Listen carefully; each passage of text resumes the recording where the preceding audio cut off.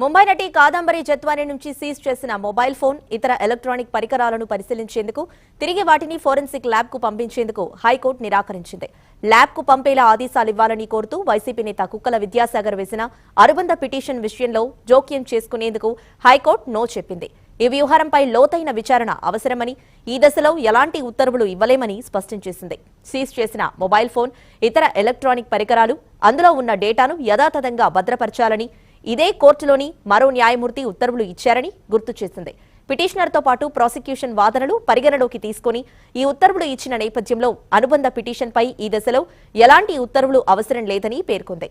విచారణను ఈ నెల 16కు వాయిదా వేసింది. ఈ మేరకు న్యాయమూర్తి జస్టిస్ వెంకట జ్యోతిర్మయ్ ఉత్తర్వులిచ్చారు.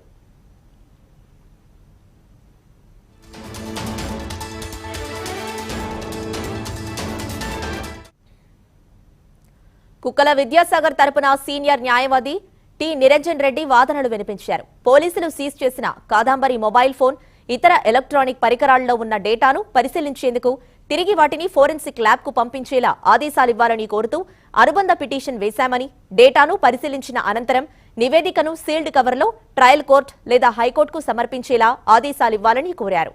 ఫోన్, ఇతర ఎలక్ట్రానిక్ పరికరాల్లో ఉన్న డేటాను ట్యాంపర్ చేసే అవకాశం ఉందని, సీజ్ చేసిన పరికరాలను జత్వానికి అప్పగించేందుకు ప్రయత్నిస్తున్నారని వాదించారు. దీనిపై అడ్వకేట్ జనరల్ దమ్మలపాటి శ్రీనివాస్ తీవ్ర అభ్యంతరం తెలిపారు. పిటిషనర్ ఆందోళన, ఇరువైపుల వాదనలు పరిగణలోకి తీసుకున్న తర్వాతే సీజ్ చేసిన మొబైల్ ఫోన్, ఇతర ఎలక్ట్రానిక్ పరికరాలు, అందులో ఉన్న డేటాను భద్రపరచాలని ఇదే కోర్టులోని మరో న్యాయమూర్తి పోలీసులను ఆదేశించారని అన్నారు. వేరెవరో ప్రయోజనాలు కాపాడేందుకు అనుబంధ పిటిషన్ వేశారన్నారు. ఇదే కోర్టు గతంలో ఇచ్చిన ఉత్తర్వులను సవరించాలని అనుబంధ పిటిషన్ వేయడం సరికాదని అన్నారు. జత్వాని నుంచి సీజ్ చేసిన మొబైల్ ఫోన్, ఇతర ఎలక్ట్రానిక్ పరికరాలు ప్రస్తుతం పోలీసుల వద్దే ఉన్నాయని తెలిపారు. దర్యాప్తులో భాగంగా వాటిని ఫోరెన్సిక్ ల్యాబ్ నుంచి వెనక్కి తెప్పించాలని తెలిపారు. వాటిని జత్వానికి అప్పగించబోమని కోర్టుకు స్పష్టంగా చెప్పామన్నారు.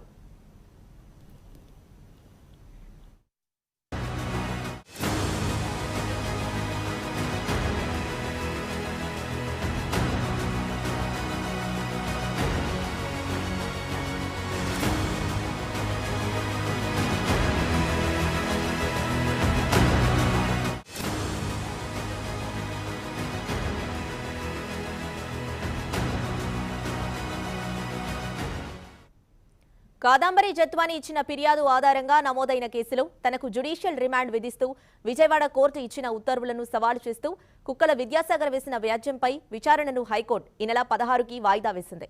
ప్రస్తుత పిటిషన్ తేలే వరకు ట్రయల్ కోర్టులో ఉన్న కస్టడీ పిటిషన్ను విచారించాలని, బలవంతం చేయకుండా సంబంధిత కోర్టు పబ్లిక్ ప్రాసిక్యూటర్కు సూచించాలని గతంలో ఇచ్చిన మధ్యంతర ఉత్తర్వులను పొడిగించింది. ఈ మేరకు హైకోర్టు న్యాయమూర్తి జస్టిస్ వెంకట జ్యోతిర్మయ్ ఉత్తర్వులిచ్చారు.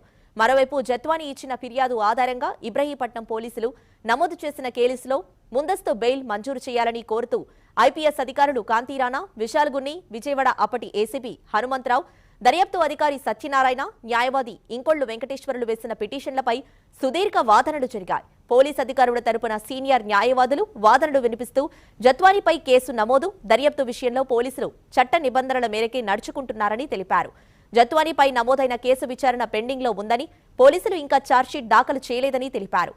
ఆ కేసు పెండింగ్ లో ఉండగానే జత్వాని ఇచ్చిన ఫిర్యాదు ఆధారంగా కేసు నమోదు చెల్లుబాటు కాదన్నారు. ఒకవేళ ఆమెపై తప్పుడు కేసు పెట్టినట్లు నిరూపితమైతే బాధ్యులైన అధికారులపై సంబంధిత కోర్టు చర్యలు తీసుకుంటుందని పేర్కొన్నారు.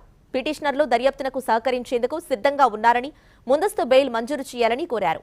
పిటిషనర్ల తరపు వాదనలు ముగియడంతో ప్రాసిక్యూషన్ బాధితురాలు జత్వాని వాదనల కోసం విచారణ గురువారానికి వాయిదా వేస్తున్నట్లు న్యాయమూర్తి జస్టిస్ వీఆర్కే కృపాసాగర్ ఉత్తర్వులు ఇచ్చారు.